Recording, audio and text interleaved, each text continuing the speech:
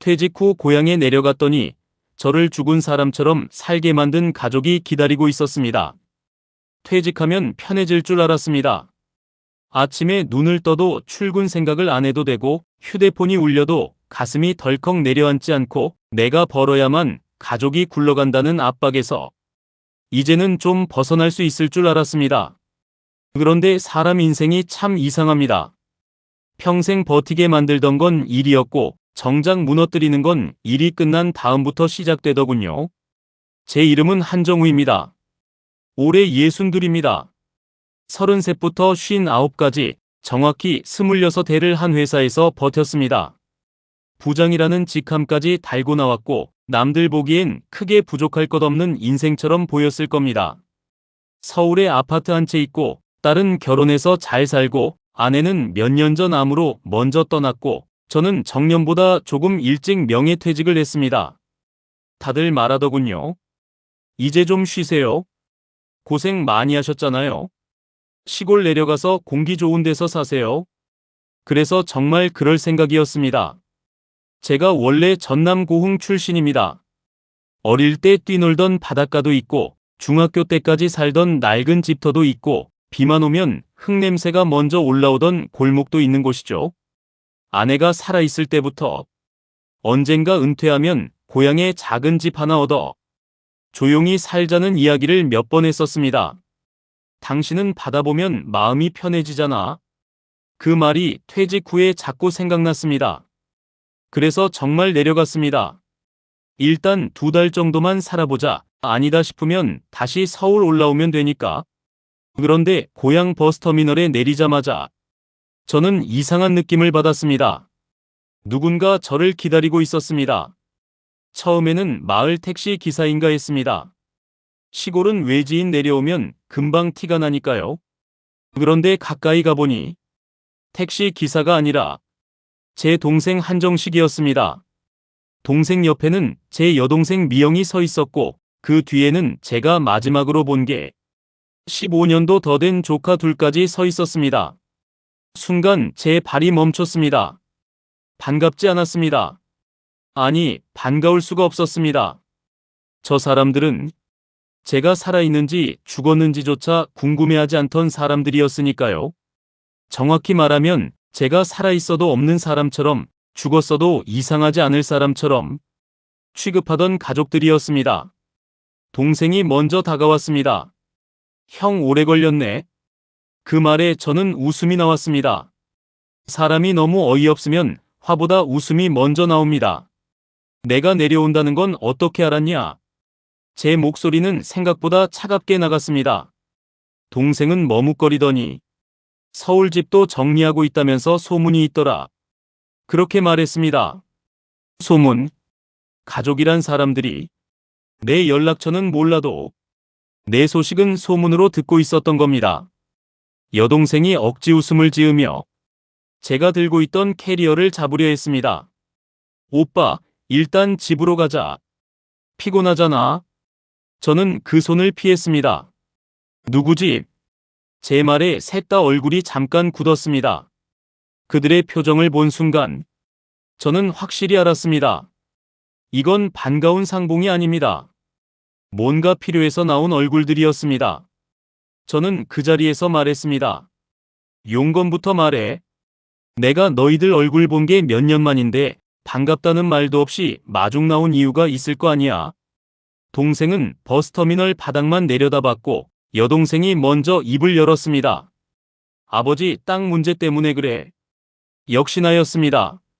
사람은 잘 안 변합니다. 특히 돈 앞에선 더 그렇습니다. 아버지가 남긴 땅, 그 땅 이야기가 나오자 가슴 밑바닥에서 오래된 썩은 냄새 같은 기억이 올라왔습니다. 저희 아버지는 평생 바다와 땅밖에 모르던 분이었습니다.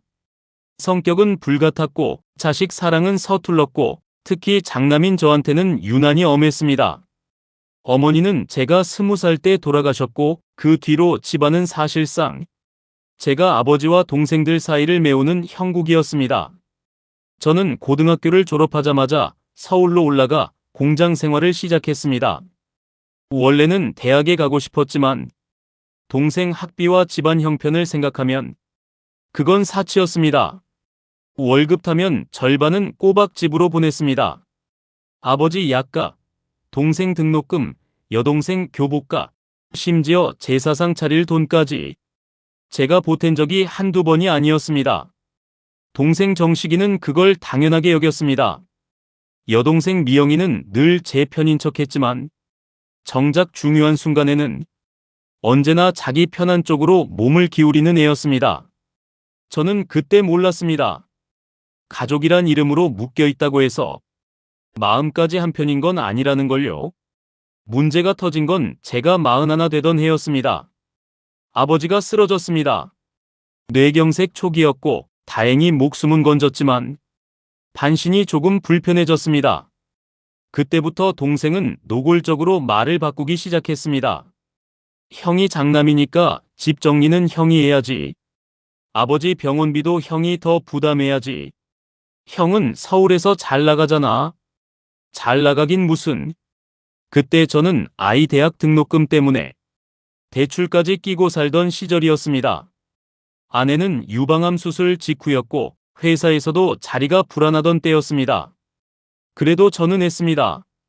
아버지 병원비도 냈고 간병인 비용도 냈고 고향집 지붕 수리비도 냈습니다. 그런데 어느 날 제가 고향 내려와 병원 영수증을 정리하다가 이상한 서류를 발견했습니다. 아버지 명의 땅 일부가 이미 동생 앞으로 넘어가 있었던 겁니다. 제 동의는 물론 없었고 아버지는 제대로 글씨도 못 쓰던 상태였습니다. 제가 동생에게 따졌습니다. 이게 뭐야? 그러자 동생은 뻔뻔하게 말했습니다. 형은 어차피 서울 사람 됐잖아. 난 여기 남아서 아버지 모시는데 그 정도는 받아야지. 저는 그날 처음으로 동생 멱살을 잡았습니다. 여동생이 울면서 말렸고 아버지는 방 안에서 지팡이로 문을 치며 소리 질렀습니다. 그날 이후 집안 분위기는 완전히 갈라졌습니다. 동생은 저를 욕심 많은 형으로 몰았고 여동생은 중립인 척하면서도 결국 동생 편을 들었습니다. 그리고 결정적인 일이 벌어졌습니다. 며칠 뒤 동네 어른 2명이 저를 찾아와 이런 말을 했습니다. 정우야, 내가 아버지한테 소리 지르고 돈 때문에 치매 온 사람 괴롭혔다는 말이 돌더라. 처음엔 귀를 의심했습니다. 누가 그런 말을 했겠습니까? 제 동생이었습니다. 심지어 여동생도 오빠가 너무 흥분하긴 했지. 그딴 말을 하며 사실상 거들었습니다. 그날 이후 저는 고향에서 아버지 재산을 노리고 내려온 악독한 장남이 됐습니다. 더 웃긴 건 그 다음이었습니다. 아버지가 돌아가셨을 때 저는 장례식장에서 상주 자리에도 제대로 서지 못했습니다. 동생은 사람들 앞에서 형은 서울서 바빠서 아버지 제대로 돌보지도 못했다. 그런 말을 서슴없이 했고 여동생은 울면서 그래도 마지막은 가족끼리 좋게 보내자. 이런 말로 상황을 덮었습니다. 저는 그 장례식 내내 조문객들 시선 속에서 살아있는 사람이 아니라 이미 가족 자격을 잃은 사람처럼 서 있었습니다. 그리고 유산 정리 때 더 노골적인 일이 벌어졌습니다. 동생이 들고 온 서류에는 제가 이미 상속 문제에 동의한 것처럼 처리된 부분이 있었고 도장까지 찍혀 있었습니다. 물론 제 도장이 아니었습니다. 가짜였습니다. 제가 경찰에 가겠다고 하자 동생은 오히려 큰 소리를 쳤습니다. 가봐. 형이 아버지 쓰러졌을 때 어떻게 했는지 동네 사람들 다 아는데 누가 형 말 믿어? 그 말이 맞았습니다. 이미 판은 다 짜여 있었거든요. 제가 억울함을 입증하려면 긴 싸움을 해야 했습니다. 시간도 돈도 감정도 모조리 갈아 넣어야 하는 싸움. 하지만 그때 저는 아내 항암 치료와 회사 구조 조정과 딸 등록금까지 한꺼번에 떠안고 있었습니다. 결국 저는 포기했습니다. 정확히 말하면 싸우는 걸 멈춘 게 아니라 그 가족을 가족으로 부르는 걸 멈춘 겁니다. 그날 이후 저는 고향에 거의 발길을 끊었습니다. 명절에도 안 갔고 동생 전화도 안 받았고 여동생 문자도 읽지 않았습니다. 그러자 그쪽도 아주 편해졌는지 나중에는 제게 연락조차 안 하더군요. 어머니 제사, 아버지 기일, 조카 결혼식 아무것도 알려오지 않았습니다. 한 번은 동네 선배에게 우연히 들었습니다. 정식이가 그러더라. 너는 서울에서 잘 살아서 고향 신경도 안 쓴다고. 잘 살긴 개뿔. 저는 그때 아내 병원 대기실 의자에서 밤을 새우고 있었습니다.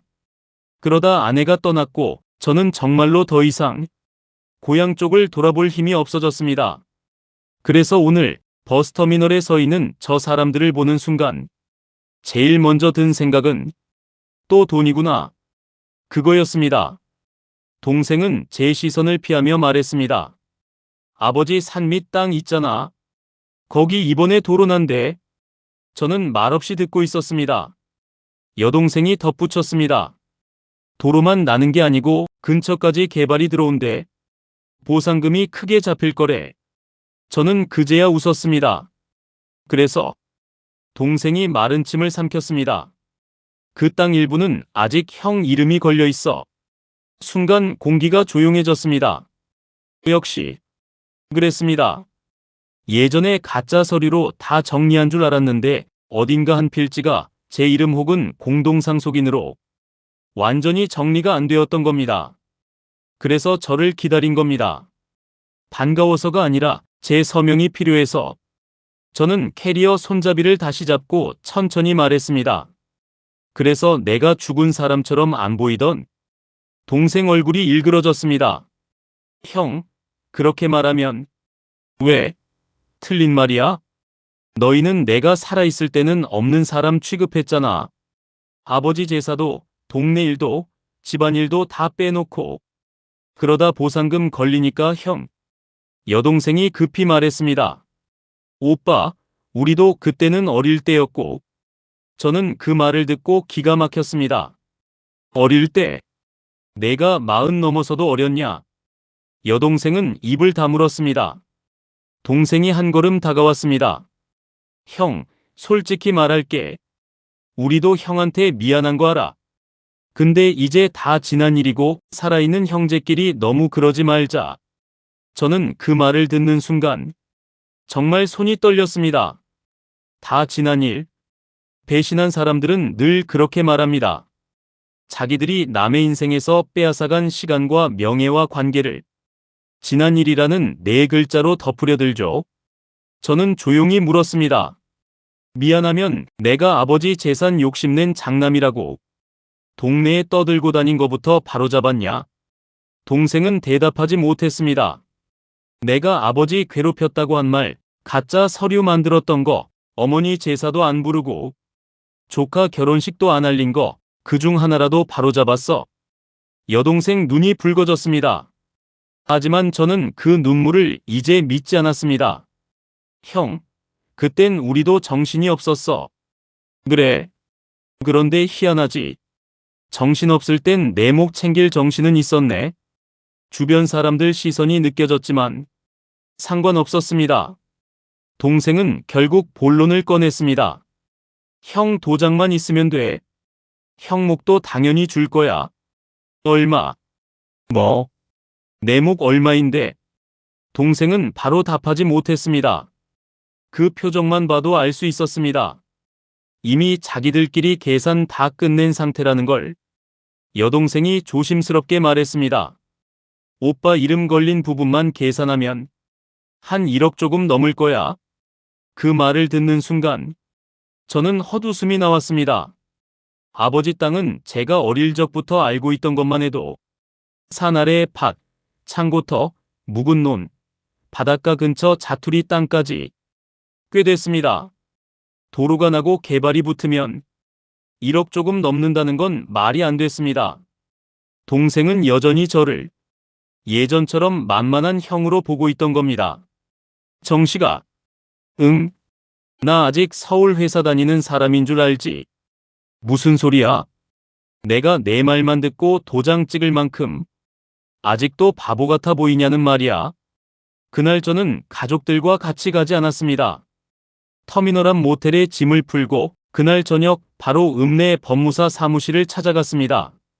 오래전에 거래처 계약 문제로 알게 된 후배가 지금은 광주에서 법무사 일을 하고 있었고 마침 고흥 쪽 토지 등기부도 열람이 가능하다고 했습니다. 저는 그 자리에서 아버지 이름, 집원, 예전 집 주소를 하나하나 적어 넘겼습니다. 결과는 예상보다 더 더러웠습니다. 동생은 아버지 사망 직후 여러 필지를 자기 명의와 여동생 명의로 분산 이전해 두었고 일부는 이미 담보까지 잡혀 있었습니다. 그런데 핵심되는 두 필지는 상속관계 정리가 완전히 안 되어 여전히 제 동의가 필요한 상태였습니다. 그리고 보상 예상액은 동생이 말한 액수의 3배를 훌쩍 넘겼습니다. 저는 그 숫자를 보는 순간 화가 나기보다 이상하게 마음이 차분해졌습니다. 사람이 진짜 끝까지 배신당하면 분노 다음엔 냉정이 옵니다. 다음 날 아침 동생에게 먼저 전화를 했습니다. 동생 목소리가 들뜬 게 느껴졌습니다. 형, 생각해봤어? 응. 만나자. 우리는 고향 읍내 중국집에서 만났습니다. 동생, 여동생, 그리고 조카 하나까지 나왔습니다. 아마 제가 혹시나 감정적으로 나오면 젊은 사람 앞에서 체면 차릴 거라고 생각한 모양입니다. 동생이 먼저 서류 봉투를 밀었습니다. 형, 복잡한 거 없어. 이거만 정리하면 돼. 저는 봉투를 열어보지도 않았습니다. 대신 제 가방에서 전날 떼온 등기부등본 사본과 법무사 명함을 꺼내 테이블 위에 올려놨습니다. 그 순간 셋 얼굴이 동시에 굳었습니다. 이게 뭔데? 동생이 묻자 저는 아주 천천히 말했습니다. 내가 내 몫이 1억 조금 넘는다고 했지. 근데 왜 예상 보상액은 그 3배가 넘냐? 동생 입술이 파르르 떨렸습니다. 여동생이 먼저 끼어들었습니다. 오빠, 그건 정확히 나온 금액이 아니고. 그래. 정확히 안 나왔으니까 더 클 수도 있겠지. 저는 그 말을 끝으로 오래전부터 묵혀두었던 말을 꺼냈습니다. 그리고 하나 더. 예전에 아버지 돌아가셨을 때 내 도장 위조해서 서류 만든 거, 그거 공소시효가 어떻게 되는지도 알아봤어. 중국 집안이 순식간에 조용해졌습니다. 옆 테이블 수저 소리까지 들릴 정도였습니다. 동생이 이를 악물고 말했습니다. 형, 지금 협박하는 거야? 아니, 이제야 대화하는 거지. 동생은 얼굴이 벌개졌고 여동생은 저를 말리려는 듯 손을 뻗었습니다. 저는 말을 멈추지 않았습니다. 너희가 나를 죽은 사람처럼 만든 건 단지 연락을 안 한 게 아니야. 내 평판을 망가뜨리고 내 몫을 빼앗고 내가 다시 고향으로 돌아오지 못하게 만든 거야. 그런데 이제 와서 형제끼리 좋게 지내자. 여동생이 결국 울음을 터뜨렸습니다. 오빠 미안해. 진짜 미안해. 그땐 내가 애들 키우느라 정신없었고 정식이 말만 믿고 너는 늘 그렇게 살았어. 책임질 일 생기면 누군가 말만 믿었다고. 그 말에 여동생은 고개를 떨궜습니다. 동생이 한참 침묵하더니 낮게 말했습니다. 형이 원하는 게 뭐야? 저는 그 질문을 기다렸습니다. 돈이 아니었습니다. 정확히는 돈만은 아니었습니다.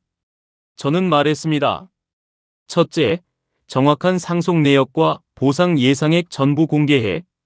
둘째, 예전에 내 도장 위조해서 처리한 부분 포함해서 변호사 통해 다시 정리해. 셋째, 동네 사람들 앞에서 내가 아버지 재산 노리고 내려왔다고 한 말, 그거 내가 바로잡아. 동생이 코웃음을 쳤습니다. 동네 사람들 앞에서. 그래. 마을회관이든 이장이든 어디서든 내 입으로. 형, 그건 너무 늦었지. 그래서 더 해야 돼.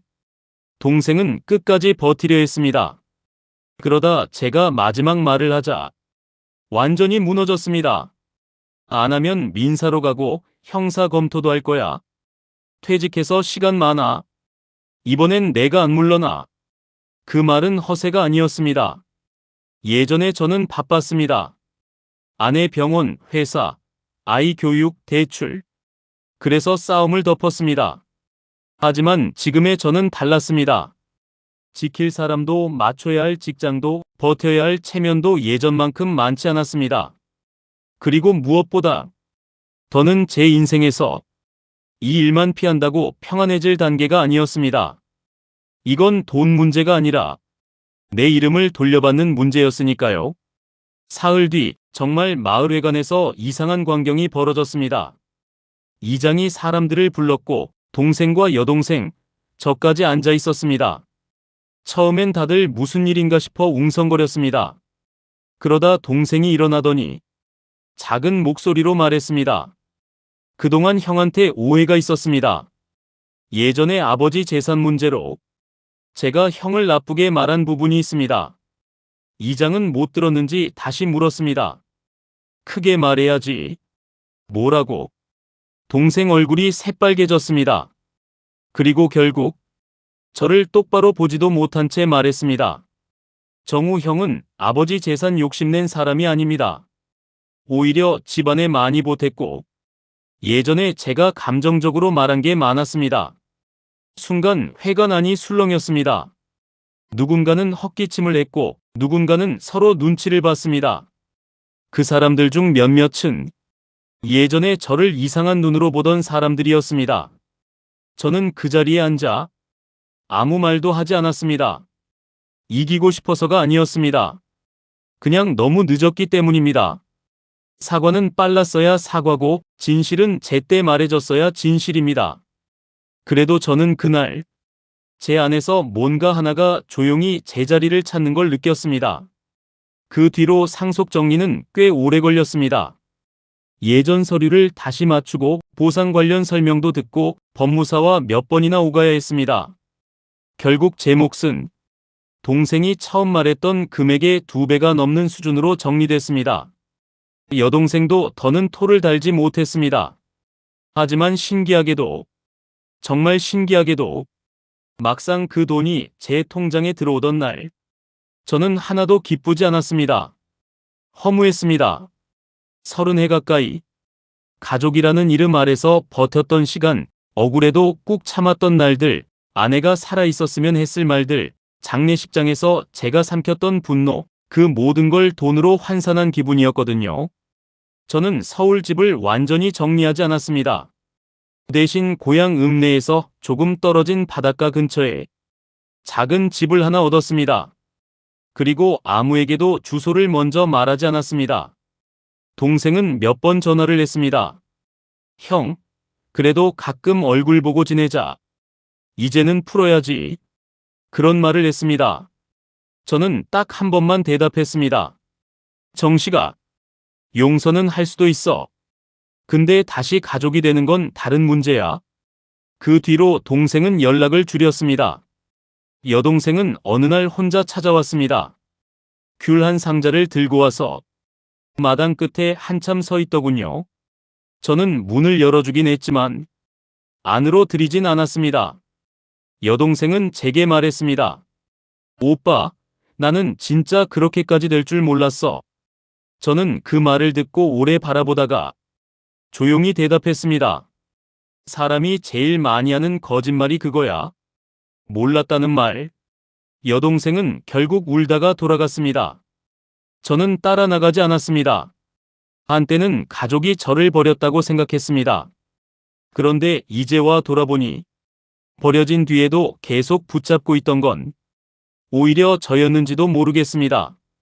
언젠가 저들이 미안해할 거라고, 언젠가 진실이 밝혀질 거라고, 언젠가 예전으로 돌아갈 수 있을지도 모른다고 제 마음 한편이 계속 기대하고 있었던 겁니다. 하지만 사람 사이에는 돌아갈 수 없는 선이 있습니다. 그 선을 넘고 나면 화해는 가능해도 복원은 안 됩니다. 저는 요즘 아침마다 바다를 봅니다. 젊을 때 보던 바다와는 다릅니다. 그때는 바다가 탈출구처럼 보였고 지금은 바다가 증거처럼 보입니다. 다 지나간 줄 알았던 감정도 어디 가지 않고 남아있다는 증거. 그리고 파도가 아무리 덮어도 돌은 제자리를 기억한다는 증거. 얼마 전 마을회관 앞을 지나가는데 예전에 저를 수군대던 동네 어른 하나가 조심스럽게 말을 걸었습니다. 정우야, 그때는 우리가 잘 몰랐다. 저는 웃으며 대답했습니다. 저도 이제는 괜찮습니다. 그 말은 절반만 진실이었습니다. 괜찮아진 건 맞지만 잊은 건 아니었으니까요. 사람은 잊어서 편해지는 게 아니라 기억을 다른 자리에 두게 될 때 비로소 덜 아파지는 거니까요. 퇴직 후 고향에 내려왔을 때 저를 기다리고 있던 가족은 반가운 얼굴들이 아니었습니다. 그들은 여전히 계산이 먼저였고 여전히 자기들 편한 방식으로 과거